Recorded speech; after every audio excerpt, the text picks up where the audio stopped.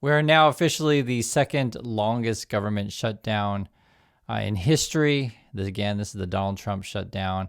And he's going for the record, which is also under him. That was 35 days.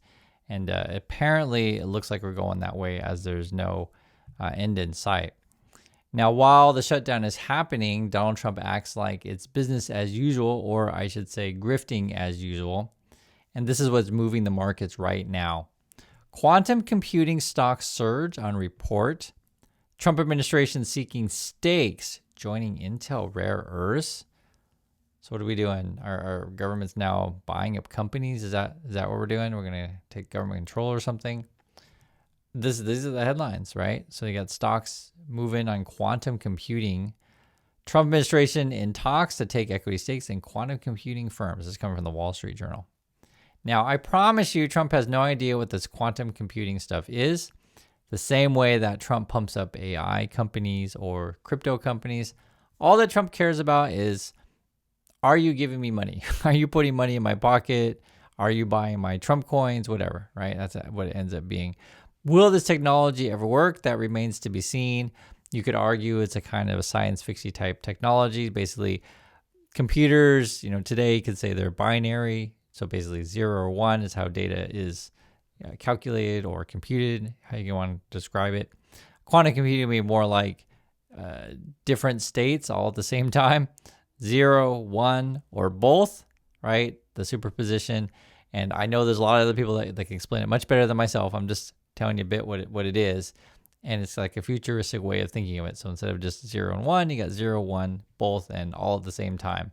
Let me read the description of this thing, and whether or not the technology ever works. Again, it's not interested to Trump. It's not important to Trump. It's mostly important just how can we launder money, bribes, etc. But I do want to go over it to what we're talking about here and what the government is now, I guess, buying up.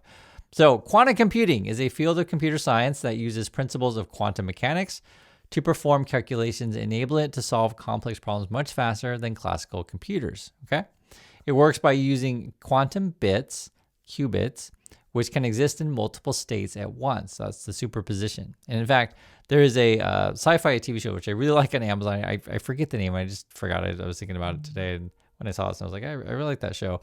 But it's basically about this guy who figures out how to do these, superposition and then start running around to different timelines. Basically what it is. And it's based on a bunch of books.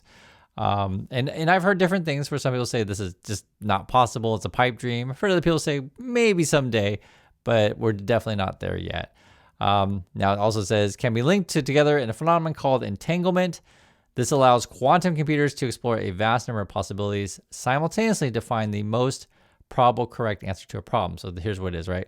Classical computers use bits that are either 0 or 1, so the binary, while quantum computers use qubits that can be 0, 1, or both at the same time. So that's the interesting part. And so I guess what we're doing, we're buying these things up.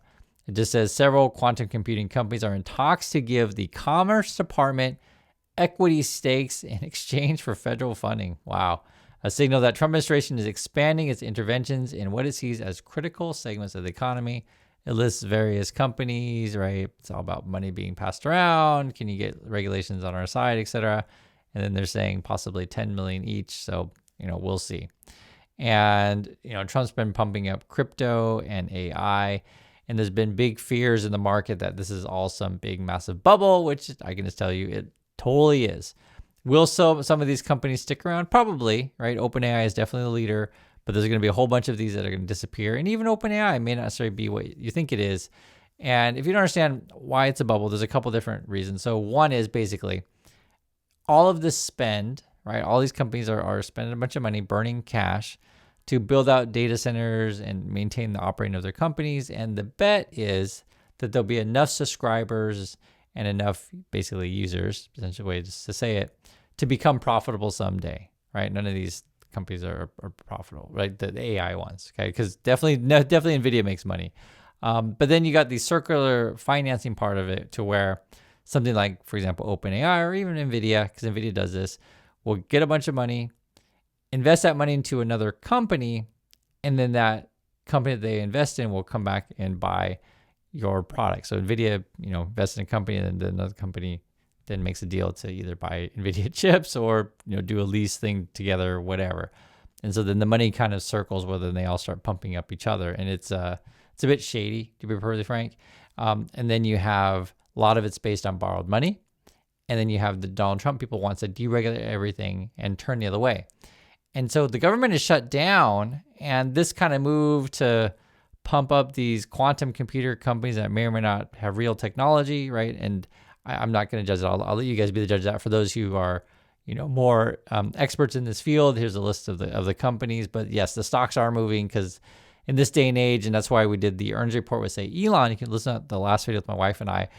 When you actually hear these people talk, you realize, oh my God, it's a bunch of nonsense, especially the Elon stuff. Elon says that robots are, all going to do 5 times the work of humans and human robots, that's Elon's, and do surgery and, be awesome in all sorts of ways. Listen to the video. You'll hear it for yourself. So while this is going on, and this is whole Trumpy world, now what we're doing is we've got a new Pentagon press corps. And this one is absolutely crazy. So before Hegseth and the bunch, they wanted you all to sign a loyalty pledge. Basically, I think it was only like a couple right-wingers signed on. Even Fox News wouldn't sign this loyalty pledge, and then everybody walked out. So now the Pentagon hired a whole bunch of, we'll just say, influencer type people, right-wing type people. And when I read the list, you'll be like, what the heck is this? It's like 60 of them, for real. Mike Lindell, the My Pillow guy's got a TV station, and he's going to be part of the new Pentagon press corps. Then you also got Tim Pool, Timcast. And if you don't know Tim Pool, he's the dude with the beanie, took money from Russia for reals. So did Benny Johnson. But Benny Johnson wasn't on this list. Who knows what Benny's up to? He might be busy. I don't know. And then you got Charlie Kirk's organization, et cetera, and a bunch of right-wing kind of stuff. Right? Not really a legitimate news organization. So essentially, this is the official now propaganda press corps going on at the White House. This is all while the government shut down. They're making all of these moves. And unfortunately, and I'm not going to make any jokes about this. There's no jokes to make. The looks like probably the Navy blew up yet another boat, kills 5 people. And this is in the Pacific. And Trump's trying to start a war essentially with Venezuela or whatever. This is all while the government shut down. And the craziest thing is, like, the way Trump is doing this stuff, there's a lot of crazy things. He's paying some people, but not paying other people. So if you're in front of the cameras and you make for Trump's TV show, because that's what Trump is, he's a TV star trying to make a TV show, he'll pay the ICE agents, but not necessarily pay the people in the back office, right, who do the payroll, do the scheduling, do, paperwork kind of stuff, or you could say collect, intel in the office, that kind of thing. Trump just wants to make sure that people are out in the field creating the action for his TV show. And this is where we're at. And it's the whole thing is really disturbing, to be frank, because then you put this together with the other story where the East Wing, he keeps tearing it down. He wants to build his ballroom, right? And now the price tag has gone up. I thought it was $250 million. It was quoted. Now it's $300 million all of a sudden, right? Okay.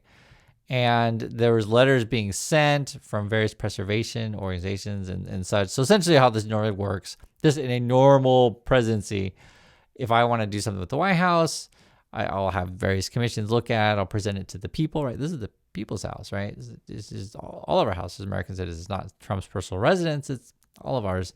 And so you just go through proper channels and say, hey, this is what I'm doing. This is why I'm doing, et cetera. And the Trump people will say, oh, well, we've had other renovations in the past. Yeah, but that was for different circumstances. Like, for example, if a building is just too old and the pipes are, leaking and there's like holes in the the pipe and like getting the ceiling, oh yeah, you got to renovate. And you're not going to find any objection for anyone, really. It's a very different situation what Trump's trying to do, right? Or if you're trying to, fix something that there's just something inherently wrong, I guess Trump will make the case, well, what's wrong is I need a bigger place to do my grift.